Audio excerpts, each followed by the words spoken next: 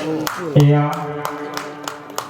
পণ্ডিত কবৰ বৈষ্ণৱ পণ্ডিত আউনীআটী সত্ৰৰ পূজ্যস্পাত সত্ৰাধিকাৰ প্ৰভু ডক্টৰ পীতাম্বৰদেৱ গোস্বামীৰ স্বৰ্ণ খচিত হাতৰ পৰা দত্তদেৱ গোস্বামীৰ সোঁৱৰণী শ্ৰেষ্ঠ সাংবাদিকতা বঁটা স্বৰ্ণ পদক এয়া বৰণ কৰা হৈছে। বিপিন শইকীয়া ছাৰৰ শিৰত এয়া আশীৰ্বাদৰ বৰষুণ বৈছে।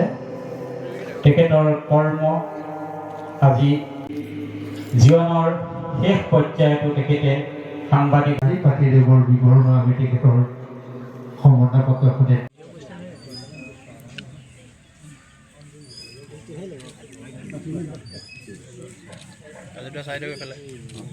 সময়ৰ প্ৰতি আমি তেখেতৰ সম্বৰ্ধনা পত্ৰখিনি পাঠ কৰি দিয়া। মাজুলীৰ এটা বান দুৰ্গত এলেকাত জন্মগ্ৰহণ কৰি মাজুলীৰ সংবাদ ক্ষেত্ৰখনিত তেখেতে যি পোহৰ বিলাইছে, সমাজত যি পোহৰ বিলাইছে, ভাওনা মঞ্চত আশীষ প্ৰদান কৰিছোঁ।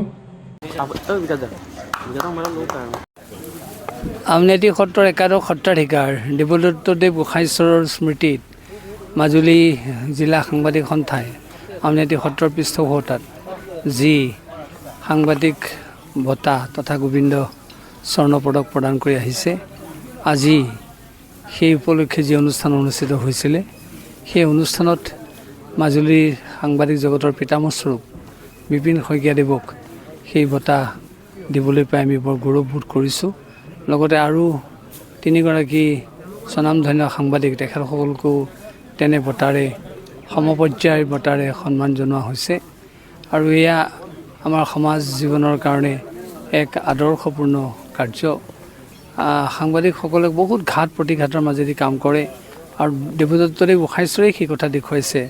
তেখেত আধুনিক মনা এগৰাকী গোসাঁই আছিল, নহ'লে ইমান ঘাত প্ৰতিঘাত সত্ৰৰ ৰীতি নীতিৰ কঠোৰ ৰীতি নীতিৰ মাজত এনে কাম কৰিব নোৱাৰিলহেঁতেন। কিন্তু মাজুলীৰ সাংবাদিকসকলে সেই আদৰ্শ অনুসৰণ কৰিছে যে গোসাঁইশ্বৰে যিটো ত্যাগৰ মাজেৰে সাংবাদিকতা আৰম্ভ কৰিছিল, আৰু আমাৰ মাজুলীৰ সাংবাদিকসকলেও বান অধ্যুষিত অঞ্চল বানৰ মাজত ককবকাই থাকিও সাংবাদিকতাৰ কলম এৰিবলৈ নাপাহৰে। আৰু তেখেতসকলৰ এই ত্যাগ সঁচাকৈয়ে স্মৰণীয়। আৰু সেই দত্তদেৱ গোসাঁইশ্বৰৰ সেই পথক এখেতসকলেও যে অনুসৰণ কৰিছে, এইটো ইতিমধ্যে প্ৰমাণিত হৈছে। আৰু বিপিন শইকীয়া পিতামহস্বৰূপ সেই সাংবাদিকগৰাকী ইয়াৰ জ্বলন্ত উদাহৰণ।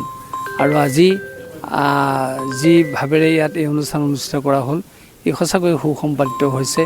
আৰু এই অনুষ্ঠানৰ লগত সংগতি ৰক্ষা কৰি ভাওনা সমাৰোহৰ অন্যতম এখনি প্ৰকাশিতব্য গ্ৰন্থ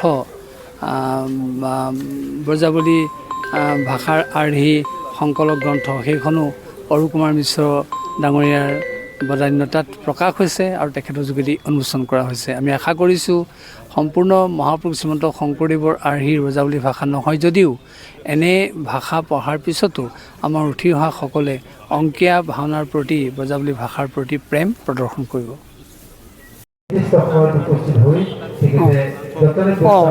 মই 1968 চনৰ পৰা 27 জানুৱাৰীত সাংবাদিকতা কৰিছোঁ আৰু 1972 চনৰ 1 জুনৰ পৰা দৈনিক জনমত এই দুইখন কাকতৰ সাংবাদিক হিচাপে মাজুলী সাংবাদিক হিচাপে কাম কৰি আহিছোঁ।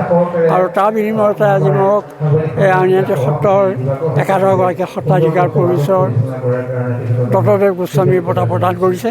মই তাৰ বাবে অত্যন্ত সুখী আৰু তাৰ বাবে মই আউনীআটী সত্ৰৰ সত্ৰাধিকাৰ প্ৰভু ডক্টৰ পীতাম্বৰদেৱ গোস্বামী আৰু মাজুলী জিলা সাংবাদিক সন্থাৰ ওচৰত চিৰকৃতজ্ঞ হৈ আছোঁ।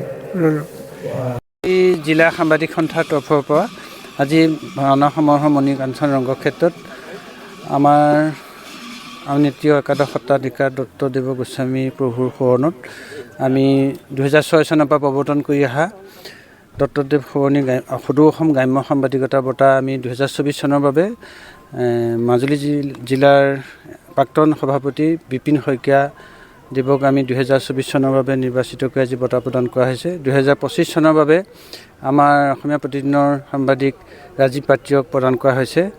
আৰু আনটো বঁটা প্ৰতিষ্ঠাপক সভাপতি নিত্যানন্দ ভৰালীদেৱৰ সোঁৱৰণত বিপুল শইকীয়াদেৱক এইবাৰ প্ৰদান কৰা হৈছে।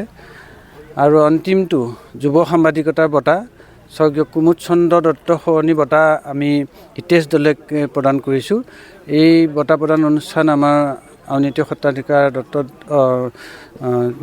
ডক্টৰ পীতাম্বৰদেৱ গোস্বামী প্ৰভুৰ হাতেৰে আমি আজি প্ৰদান কৰিছোঁ। আৰু গোটেই বঁটা প্ৰদান অনুষ্ঠানটোক পৃষ্ঠপোষকতা আউনীআটী সত্ৰই কৰে। সত্ৰাধিকাৰ প্ৰভুৱে আমাক সকলো সহায় সহযোগিতা আগবঢ়ায়।